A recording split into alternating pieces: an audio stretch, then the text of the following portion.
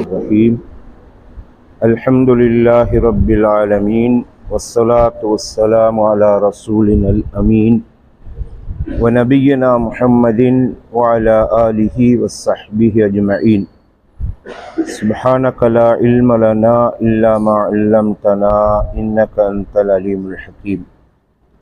கண்ணியத்துக்குரிய பெரியோர்களே, சகோதரர்களே, அஸ்ஸலாமு அலைக்கும் வரஹ்மத்துல்லாஹி வபரகாத்துஹு. وعن ابن عمر رضي الله عنهما قال قال رسول الله صلى الله عليه وسلم من استفاد مالا فلا زكاة فيه حتى يحول عليه الحول. رواه الترمذي. وذكر جماعة أنهم وقفوه على ابن عمر. இப்னு உமர் ரலியல்லாஹு அன்ஹுமா அறிவிக்கின்றார்கள், ரசூலுல்லாஹி ஸல்லல்லாஹு அலைஹி வஸல்லம் அவர்கள் கூறினார்கள், எவரொருவர் சொத்து செல்வத்தை பெற்றிருந்து அந்த சொத்து செல்வத்தின் மீது ஒரு வருடம் பூர்த்தியாகும் வரைக்கும் அதிலே ஜகாத் கிடையாது. இந்த ஹதீஸை இமாம் திர்மிதி தங்களது கிரந்தத்திலே பதிவு செய்திருக்கிறார்கள். இன்னும் வேறு சில ஹதீஸ் கலை அறிஞர்கள் இதனை இப்னு உமர் ரலியல்லாஹு அன்ஹுமா அவருடைய கருத்தாக பதிவு செய்திருக்கிறார்கள். சகோதரர்களே, இந்த ஹதீஸை பொறுத்த மட்டிலே இது ஜகாத் கொடுப்பதற்கு நிபந்தனைகள் அவசியம். அந்த நிபந்தனைகளில் ஒரு நிபந்தனையை விளக்கப்படுத்துகின்ற ஹதீஸ். ஒரு வருடம் பூர்த்தியாகி இருக்க வேண்டும் என்பது ஜகாத் கொடுக்க தகுதியானவர்கள் இருக்க வேண்டிய 6 நிபந்தனைகளில் ஒரு நிபந்தனை ஒரு வருடம் பூர்த்தியாக இருக்க வேண்டும்.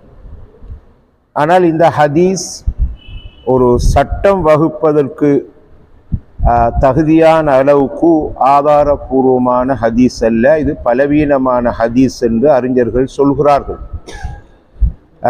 இந்த ஹதீஸ் ரசூலுல்லாஹ் சொன்னதாக இங்கு பதிவு செய்திருந்தாலும் வேறு சிலர் இதனை இப்னு உமர் ரலியல்லாஹுடைய கருத்தாகவும் பதிவு செய்திருக்கிறார்கள்.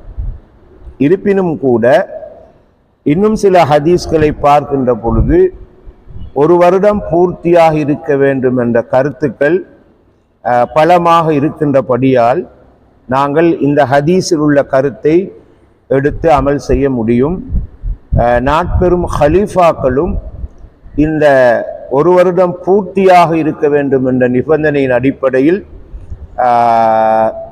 அமல் செய்திருக்கிறார்கள் என்ற விளக்கத்தை நாங்கள் ஹதீஸ் கிரந்தங்களிலே படித்துக் கொள்கிறோம். இப்போ பொதுவாக ஜகாத் கொடுக்க தகுதியானவர்களுக்கு 6 நிபந்தனை இருக்கிறது. ஒன்று, அந்த சொத்து அவருக்கு உரித்தானதாக இருக்க வேண்டும். சொத்து அவருடைய உரித்து, அதாவது ஒரு காணி நிலத்தை வைத்துக் கொண்டிருக்கலாம், பணத்தை வைத்துக் கொண்டிருக்கலாம், ஆபரணங்களை வைத்துக் கொண்டிருக்கலாம், வியாபார சரக்கை வைத்துக் கொண்டிருக்கலாம். எதுவாக இருந்தாலும் அது அவருடைய பெயரில் இருக்கும். இல்லாட்டி அதில் ஜகாத் கடமை இல்லை. உதாரணமாக ஒரு சொத்து இருக்குது, அது நீதிமன்றத்தில் வழக்கில் இருக்குது, யாருக்குண்டு இன்னும் நீதிமன்ற தீர்ப்பு வரை இல்லை. அப்போ அந்த சொத்துக்கு ஜகாத் கடமை இல்லை. அல்லது ஒருவர் ஒரு சொத்தை அபகரித்து வச்சு கொண்டிருக்கிறார், அடுத்த ஆளுடைய சொத்தை களவெடுத்தோ கையாடல் செஞ்சோ வச்சு கொண்டிருக்கிறான்டா, அதுக்கும் ஜகாத் கடமை இல்லை. எனவே பூரணமான சொத்துரிமை இருக்க வேண்டும் என்கிறது முதலாவது நிபந்தனையாக இருக்குது. இரண்டாவது நிபந்தனை, அந்த சொத்து வளர்ச்சி காண வேண்டும், வருமானம் வர வேண்டும், அபிவிருத்தி அடைந்து கொண்டே இருக்க வேண்டும். உங்களுக்கு தெரியும், ஒருவர் வியாபாரத்தில் முதலீடு செய்கிறார், அவருக்கு லாபம் வருவது, அப்போ அவருக்கு ஜகாத் கடமை. ஒருவர் வயலில் விவசாயம் செய்கிறார் அல்லது மரக்கறி தோட்டம் வச்சுக்கிறார், இப்படி அதில் வருமானம் வந்து கொண்டிருக்கின்ற அவருக்கு ஜகாத் கடமை. இப்படி வருமானம் வரக்கூடியதாக இருக்க வேண்டும். இப்போ இது ரெண்டாவது நிபந்தனை. வளர்ச்சி அடைய வேண்டும், அபிவிருத்தி அடைஞ்சு கொண்டே இருக்கும். உதாரணமாக ஒரு காணி நிலம் ஈகுது, அது சும்மா கிடக்குதுண்டா அதுக்கு ஜக்காத் இல்லை. சரி, ஒருவர் தொழில் செய்கிறார், தொழிலுக்காக பயன்படுத்துகிற வாகனம், தொழிலுக்காக பயன்படுத்துகிற உபகரணங்கள், கருவிகள், இதுக்கெல்லாம் ஜக்காத் இல்லை. சரி, ஆகவே வருமானம் வரக்கூடியதாக இருக்க வேண்டும். அரபு மொழியிலே நமா என்று சொல்லுவாங்க, வளர்ச்சி இருக்கணும். ரெண்டாவது. மூன்றாவது, நான் சொன்ன மாதிரி ஒரு வருடம் பூர்த்தியாக இருக்க வேண்டும் சொத்து செல்வம். குறிப்பாக நகை, பணம், இவைகள் ஒரு வருஷம் பூர்த்தி ஆகிக்கணும். அதே மாதிரி கால்நடைகள், ஆடு, மாடு, ஒட்டகம், ஒரு வருஷம் பூர்த்தியானதுக்கு பிறகுதான் இவ்வளோ இருந்தால் இவ்வளோ கொடுக்கணும்னு வரும். ஆனால் விவசாய உற்பத்தி பொருளுக்கு அந்த நிபந்தனை இல்லை. எப்போ எல்லாம் அறுவடை நடக்குதோ அப்போ எல்லாம் கொடுக்கணும். ஒரு வருஷம் முடியும் வரைக்கும் காத்திருக்க வேண்டிய அவசியம் இல்லை. விவசாய உற்பத்தி பொருளாக இருந்தால் எப்போ அறுவடை செய்கிறோமோ அப்போ எல்லாம் கொடுக்கணும். அதுக்கு மட்டும்தான் விதிவிலக்கு. ஆகவே மூன்றாவது நிபந்தனை வருடம் பூர்த்தியாக இருக்க வேண்டும். நாலாவது நிபந்தனை என்னன்னா, ஒரு அளவு இருக்கணும். சரி, ஒரு அளவு கைக்கு வந்ததுக்கு பிறகுதான் கடமை, வரமுந்தி கடமை இல்லை. உதாரணமாக ஒரு ஆள்கிட்ட பணம் எவ்வளோ இருந்தால் கொடுக்கும். 85 கிராம் தங்கம் இருக்கணும். அதாவது சுமார் 10.5 பவுன் நகை. 10.5 பவுன் நகை அல்லது 85 கிராம் நகையிட பெறுமதியான பணம் கையில் இருந்தால், அல்லது அவரோட கடையில் இருந்தால், அல்லது நகையா இருந்தால் மட்டும்தான் கடமை. அதை விட குறைவாக இருந்தால் அவருக்கு ஜக்காத்தே கடமை இல்லை. சரி, அப்போ இது நாலாவது நிபந்தனை. சரி, நிசாபளவுன்னு சொல்லுவாங்க. நிசாபளவுங்கிற ஒரு அளவு. விவசாய உற்பத்தி பொருளாக இருந்தால் 673 கிலோ வந்திருக்கணும். அது நெல்லாக இருக்கலாம், அரிசியாக இருக்கலாம், எதுவாக இருந்தாலும் 673 கிலோ. இதெல்லாம் இந்த காலத்து அளவே சொல்கிறேன். ரசூலோட கால அளவு நாங்கள் கஷ்டம் விலைக்கு கொடுறோம். எனவே இந்த கால அளவு கிலோ அல்லது கிலோகிராம் இதைத்தானே சொல்வோம். 673 கிலோ இருந்தால் தான் அவருக்கு ஜக்காத் கொடுக்கணும். அப்போ இது நிசாபளவுண்டு நாலாவது நிபந்தனை. அஞ்சாவது நிபந்தனை, தேவை போக மிகுதமாக இருந்தால் தான் ஜக்காத் கொடுக்கணும். அடிப்படை தேவை போக கையில் இருந்தால் தான் ஜக்காத். அவ்வளோ மாதிரி லேசுபடுத்தி வச்சு தேவை, அடிப்படை தேவைன்னு மனுஷனுக்கு இருக்குது. தேவைன்று ஒன்று இருக்குது, மேலதிக தேவைன்று இருக்குது. 3 வகையான தேவை இருக்குது. அடிப்படை தேவை சாப்பாடு, மருத்துவ செலவினம், இப்படி இருக்குது. வீடு வாசல், உடுப்பு, இந்த மாதிரி மனுஷன் அது தேவை இல்லாட்டி தேவை நிறைவு செய்யாட்டி வாழ இயலாது. அந்த மாதிரி தேவை போக மிச்சம் இருந்தால் தான் கொடுப்போம். அது வரைக்கும் ஜக்காத் இல்லை. உதாரணமாக ஒரு ஆளுக்கு 10,000 ரூபா ஜக்காத் கடமையாகிட்டு, 10,000 ரூபா அவர் ஒதுக்கி வைக்கணும் ஜக்காத்தா. ஆனால் அவருக்கு திடீர்னு நோய் வந்துட்டு 10,000 ரூபா மருத்துவ செலவு வந்தால் அந்த வருஷம் அவருக்கு ஜக்காத் கடமை இல்லை. அந்த 10,000 ரூபா கொடுத்தா தான் அவர் சிகிச்சை செய்யலாம் இருந்தால் ஜக்காத் கடமை இல்லை அவருக்கு. அவர் தேவை போக மிச்சமாக இருக்கும். இது 5வது நிபந்தனை. 6வது நிபந்தனை, கடனாளியாக இருக்கக்கூடாது. ஒரு மனுஷனை மூழ்கடிக்கக்கூடிய கடனிகள், ஜக்காத் கூட கொடுக்க இயலாத அளவுக்கு கடன், அப்படியான மனிதருக்கும் ஜக்காத் கடமை இல்லை. இந்த 6 நிபந்தனை இருக்குது. சுருக்கமாக நான் சொன்னேன். இதை விரிவாக நாங்கள் வகுப்பாக படிக்க வேண்டிய விஷயத்தை தான் சுருக்கமாக சொன்னேன். அப்போ அந்த 6 நிபந்தனைகளில் ஒரு நிபந்தனையை பற்றி சொல்கிற ஹதீஸ் தான் இது. ஒரு வருஷம் பூர்த்தி ஆகிக்கணும். ஆனால் இந்த ஹதீஸ் பலவீனமானது. வேறு ஹதீஸ்களை வச்சு சட்டக்கலை வல்லுநர்கள் 6 நிபந்தனைகளில் ஒரு நிபந்தனை வருஷம் பூர்த்தியாகிக்கின்ற முடிவுக்கு வந்திருக்கிறாங்க பெரும்பான்மையான உலமாக்கள். அப்போ இது ஏன் இந்த ஒரு வருஷத்தை இஸ்லாம் அப்படி வச்சுக்குதுன்னு சொல்லி இந்த நூற்றாண்டின் பிரபலியமான ஒரு சட்டக்கலை வல்லுனர், சவுதி நாட்டினுடைய ஃபக்கீ. அவர் வஃபாத் ஆகிட்டார், ஷேக் இப்னு உசைமீன். அவர் ஏன் ஒரு வருஷம் வச்சுக்குதுன்னு சொன்னா அவர் ஒரு நல்ல ஒரு கருத்தை சொல்றார். எப்படின்னா, பணக்காரர்களுக்கு பாதிப்பு இல்லாமலும் ஏழைகளுக்கு பாதிப்பு இல்லாமலும் தான் அந்த அளவை எல்லாம் வச்சுக்கிறாங்க. ஏண்டா, ஒரு 2 வருஷத்துக்கு பிறகு கொடுங்க, 3 வருஷத்துக்கு பிறகு கொடுங்கன்னு சொன்னா, ஜக்காத் கொடுக்க தகுதியானவர்களுக்கு 2 வருஷம் 3 வருஷத்துக்கு பிறகு கொடுங்க, அல்ல 4 வருஷத்துக்கு பிறகு கொடுங்கண்டா ஏழைகள் பாதிக்கப்படுவாங்க. அவ்வளோ காலத்துக்கு அவங்களுக்கு ஜக்காத் கிடைக்காது. சரி சரி 6 மாசத்துல கொடுங்க, 3 மாசத்துல கொடுங்கண்டா அது பணக்காரர்களை பாதிக்கும். சரி, அவர் முதலீடு செஞ்சு 1 மாசம் 2 மாசம் தான் போய்க்கும். அதுக்கடையில எந்த அளவு உழைச்சிப்பாரு, பெரிய அளவு வருமானம் வராது. எனவே அது ஜக்காத் கொடுக்குற ஆள்களுக்கு பாதிப்பு. எனவே இந்த ரெண்டுக்கும் பொதுவாக இஸ்லாமிய ஷரியத் 1 வருஷத்தை தீர்மானிக்குதுன்னு ஷேக் உசைமீன் அவங்க ஒரு கருத்தை சொல்றாங்க. ஆகவே இந்த ஹதீஸ்ல நாங்க இந்த விஷயத்தை தான் படிக்கிறோம். ஆனா ஒரு சட்டக்கலையில ஒரு அடிப்படை விதி இருக்குது. ஒரு சட்ட முடிவை பெறுவதற்கு ஆதாரபூர்வமான ஹதீஸ் மூலம்தான் பெறுவாங்க. பலவீனமான ஹதீஸ்களை பயன்படுத்த மாட்டாங்க.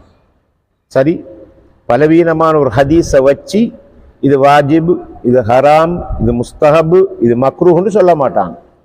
சரி, அப்படி சொல்றதா இருந்தா அதை உறுதி பண்ற வகையில அந்த கருத்தை சொல்ற வேறு ஹதீஸ்களும் வர வேண்டும். வந்தாத்தான் அதை எடுக்கலாம்.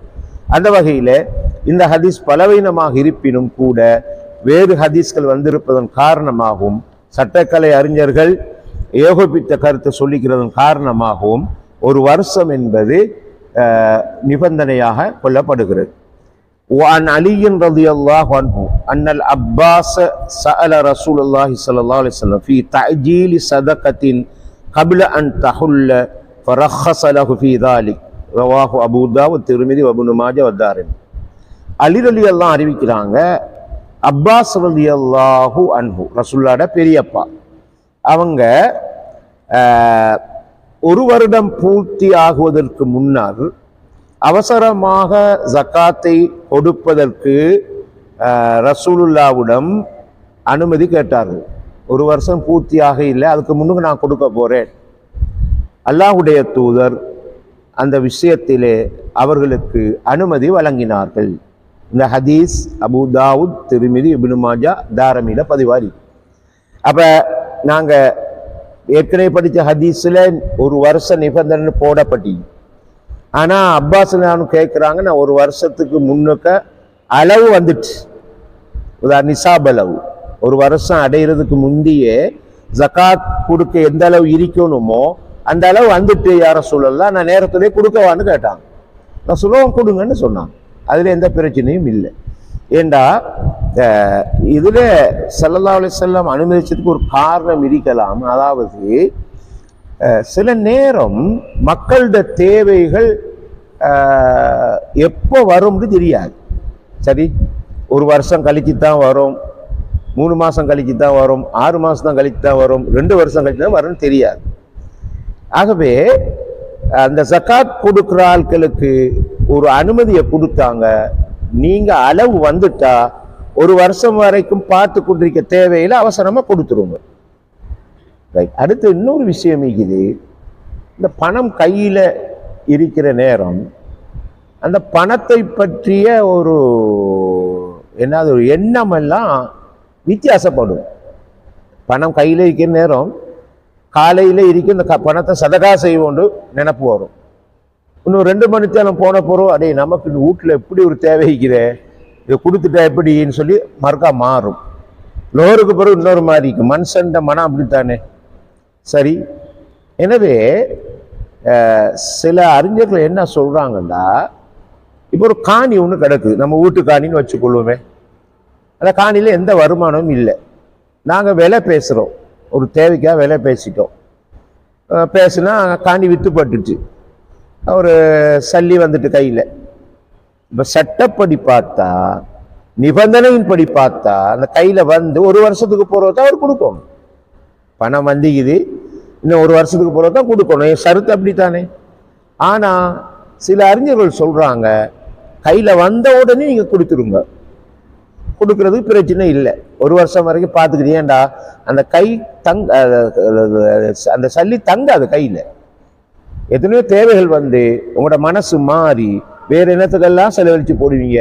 எனவே வித்து வந்துட்டா பாருங்க, 10 பவுன் நகையிட பெறுமதியான பணம் காணி வித்து வந்தீங்கதா 2.5 வீதம் கொடுங்க, உடனே கொடுங்கன்னு சொல்ற ஆட்களும் இருக்காங்க. அந்த வகையில தான் அப்பாஸ் ரலியல்லாஹு அவர்களுக்கு இந்த விஷயத்தை அனுமதி வழங்கினாங்க. எனவே நேரங்காலத்தோடு கொடுக்கிறது சரியத்தில் அனுமதிக்கப்பட்டது. அது அவர் யோசிச்சு சிந்திச்சு ஏண்டா அவர் நிலைமையெல்லாம் பார்த்து அவர் அவசரப்படுத்தி கொடுக்க முடியும் என்கிறையும் இதில் விளங்கிக் கொள்கிறோம்.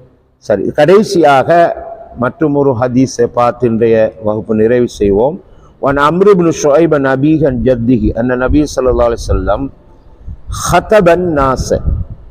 அம்ரு இப்னு ஷுஐப் அவங்க தனது தந்தை தனது பாட்டனார் மூலமா கேட்டு அறிவிக்கிறாங்க, அல்லாஹ்வுடைய தூதர் மனிதர்களுக்கு ஹுதுபா பிரசங்கம் நிகழ்த்திய பொழுது சொன்னார்கள், ஃபகால அலா மன் உல்லிய யதீமன் லஹு மாலுன் ஃபல்யத்தஜிர் ஃபீஹ் வலா யத்ருகுஹு ஹத்தா தஅகுலஹு ஸதகா ரவாஹு திர்மிதி வகால ஃபீ இஸ்னாதிஹி மகாலுன் லிஅன்னல் முஸன்னா இப்னு ஸபாஹ் லைஃபு.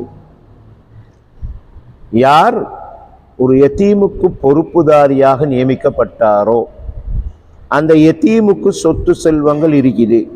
சொத்து செல்வங்கள் உள்ள ஒரு யதீம், சொத்து செல்வம் உள்ள ஒரு அனாதைக்கு பொறுப்பாளராக ஒருவர் நியமிக்கப்பட்டால் அந்த பணத்தை அவர் வியாபாரத்தில் முதலீடு செய்யட்டும். அந்த பணத்தை ஜகாத் சாப்பிடுகின்ற அளவுக்கு வெறுமனே விட்டுவிட வேண்டாம். இந்த ஹதீஸ் திருமிதியில பதிவாயிருக்குது.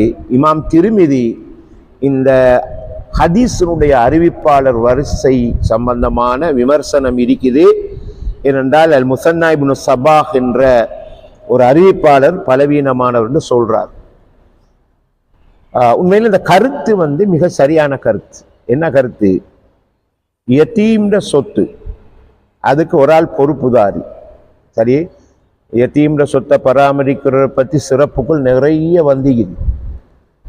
அன வகாஃபிலுல் யதீமி கஹாத்தைன்னு சொன்னாங்க. நானும் யதீமை பராமரிப்பரும் இப்படி இருப்போம் ஃபில் ஜன்னா, சொர்க்கத்துல கிட்ட பக்கத்துல இப்பன்னு சொன்னாங்க. அது நிறைய ஹதீஸ் இப்ப இந்த சொத்து செல்வம் ஈகுது, அதாவது யாரே அனாதையில அதை நீங்க முதலீடு செய்யுங்க வியாபாரத்தில். அதை நீங்க அப்படி விடாதீங்க. விட்டா சகாத்து சாப்பிட்டு போடுன்னு சொல்ற என்ன கருத்து? நல்லா விளங்கி கொள்ளுங்க. இப்படி சும்மா வச்சுக்கிட்டு ஈக்கிறீங்க, ஒரு யத்தீம்ட சொத்து ஈகிற செல்வம் ஈகிற சும்மா அப்படி ஈகிறது. அப்ப என்ன செய்வீங்க? அடுத்த வருஷம் அதுக்கு ஜக்காத் கணக்கிடுவீங்க, ஒரு தொகை போகும். அடுத்த வருஷமும் பார்ப்பீங்க, இப்படி தொகை போகும். ஒன்றும் செய்யல, அந்த சொத்தை வச்சு ஒன்றுமே செய்யலை, அதில் பாட்டில் ஈக்குது. ஆனால் கொடுத்துக்கிட்டு ஈக்கிறீங்க. அப்போ என்ன நடக்கும்? சொத்தே இல்லாமல் போயிடும். அதுதான் சக்காத்து விழுங்குறன்னு சொல்றது. சக்காத்து விழுங்குற அர்த்தம் அது சக்காத்து அபகரிக்க அப்படி இல்லை. அப்போ இதில் என்ன விளங்குதுன்னு சொன்னால், ஒரு ஜக்காத் கொடுக்குற மனுஷன் எப்பவுமே புத்திசாலியாக இருப்பான், விவேகியாக இருப்பான். ஏன்டா நான் அடுத்த வருஷம் ஜக்காத் கொடுக்கணும், எனவே நான் என்ன செய்யணும்? இன்னும் உழைக்கணும், என்ற வியாபாரத்தை இன்னும் முன்னேற்றணும், அபிவிருத்தி அடைய செய்யணும். சரியா? என்னுடைய நான் உலக மூலதனம் போட்டேன், இப்படி இருக்குது, இந்த முறை ஜகாத் கொடுத்துட்டேன், இன்ஷா அல்லாஹ் அடுத்த முறையும் கொடுக்கணும். எனவே அவன் என்ன செய்வான்? அந்த பணத்தை சும்மா வச்சுக்கிட்டு நிற்க மாட்டான். வியாபார தொழில் முயற்சி நிறைய இருக்குது. தொழில் முயற்சியில மூலதனத்தை போட்டு எடுத்து கொடுத்து கொண்டே இருப்பான். ஆகவே அப்படி வச்சுக்கிட்டு இருந்தானாகும் குறைஞ்சிக்கிட்டலையா போகும். சரி, எனவே அதைத்தான் சொல்றாங்க. ஆனா ரசூல்லா சொல்றாங்க இன்னொரு ஹதீஸ்ல, மா நகசத் சதகத்துன் மின் மாலி, சதக்கா சொத்தில எந்த குறைவையும் ஏற்படுத்தாது. சரி, எந்த குறைவும் ஏற்படுத்தாது. அதாவது கொடுத்தால் குறையும் என்பது எங்கட சொந்த புத்திக்கு நாங்க சொல்ற கருத்து பிழை. கொடுத்தா குறையாது, அல்ல அல்ல ஊரும் தான் சொல்லுவாங்க. அப்ப ரசூல்ல என்ன சொல்ல வராங்கடா, கொடுத்தால் குறையாதுன்னு சொன்ன என்ன அர்த்தம், அது நல்ல விலையும் கொள்ளணும். அதாவது ஜகாத் கொடுக்கிறாள் எப்பவுமே தன்னோட சொத்து செல்வம் விஷயத்துல கவனமாய்ப்பார், விழிப்பாய்ப்பார். ஏன் விழிப்பாய்ப்பாரு?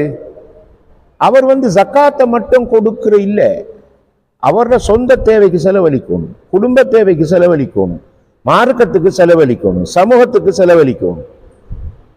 இதெல்லாம் ஒரு மனுஷன் செய்யற நேரம் அவர் என்ன செய்வார்டா, நான் பெருக்கிக் கொண்டே இருக்கணும், என்ற சொத்தை செல்வத்தை பெருக்கிக் கொண்டே இருக்கணும்.